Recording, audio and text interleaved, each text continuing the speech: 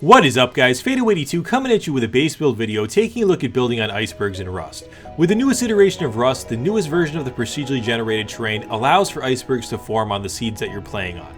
Previously, we saw icebergs in the game, but they were hard to build on because you had to actually tower up from the seafloor to get on top of them, and they were a very resource and time-intensive build.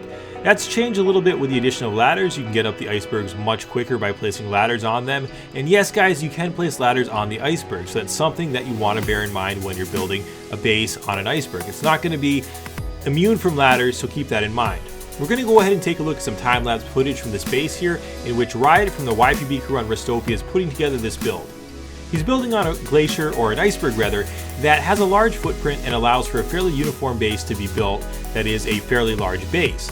Each iceberg is a little bit different, so when you're looking around on the seed that you're playing on, some icebergs have very small footprints, but they have big slopes to them, which allow you to hide a smaller base on them.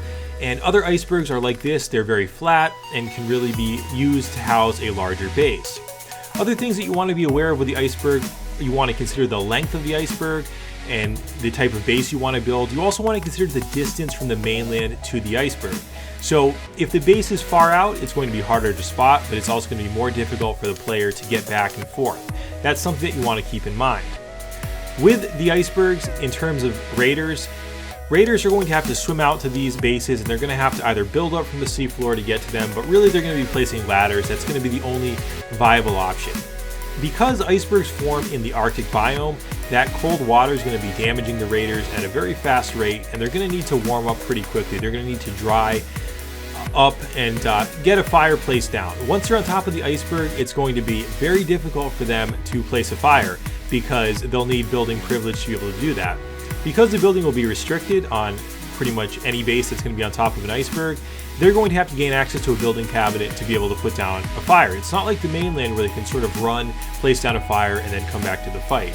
So that's something that you want to bear in mind, how crucially important fires are going to be on icebergs for not only the base owners, but also for the raiders. So if you're looking to raid an iceberg base, you have to really consider that you're going to need much more food and lots of health kits to be able to stay alive and stay in the fight when you're on top of an iceberg. And some of the advantages to building on an iceberg are that it gives you a 360-degree radius, and you can see in every direction at any given time. That's very important to kind of know what's going on around you, and so you don't have any surprises. One of the other benefits to this is it's a good build for solo players. RiOt is building a fairly large base here, which probably isn't going to be one of the selling points for a solo player, but a solo player a lone wolf could put a base up on an iceberg that had a very small footprint and still be fairly well protected.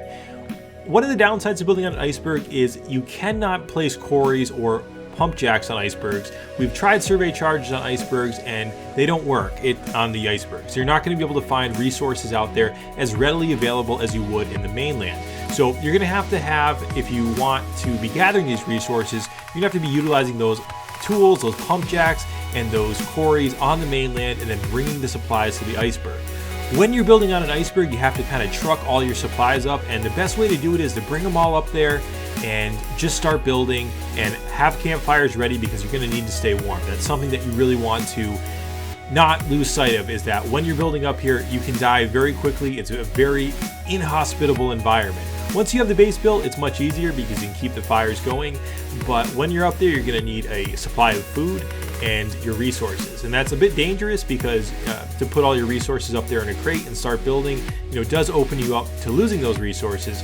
But it's something that, once you're up there, you kind of want to just build the base and get on with it. Now, probably some players are saying, hey, Phaedo, there's rockets in the game. Can't you just rocket an iceberg base? Yeah, absolutely you can. With that being said, though, depending on how far the base is from the mainland, it might be difficult to get the rockets to actually hit the base. You can shoot rockets from the water, so that's something that you can do also, but it's very difficult for raiders to be aiming their weapons precisely when they're in the water, and that is something that is going to really be in favor of the base defenders. They can be defending against the base, picking people off, and raiders are really not going to be able to think clearly when they're swimming in that cold water. They're taking damage, and they're also taking fire from the defenders if they're home. So that's really going to be a big selling point for building on a glacier. It's somewhat similar to the old monument bases that we saw before the changes to the recent iteration of the game. So guys, I hope this was somewhat helpful in that It shows you what it's like to build on an iceberg, shows you some of the different versions of icebergs, and shows you what you can do with an iceberg, that you can build a base with a fairly large footprint if you find the right iceberg. As always, guys, I want to give a shout out to RiOt from the YPB crew for building the space for us and showing it off. I also want to give a shout out to all the people who subscribe to the channel, like the channel, watch the videos. It's always appreciated, guys. I really do appreciate it. And as always, Phaedo 82, peace.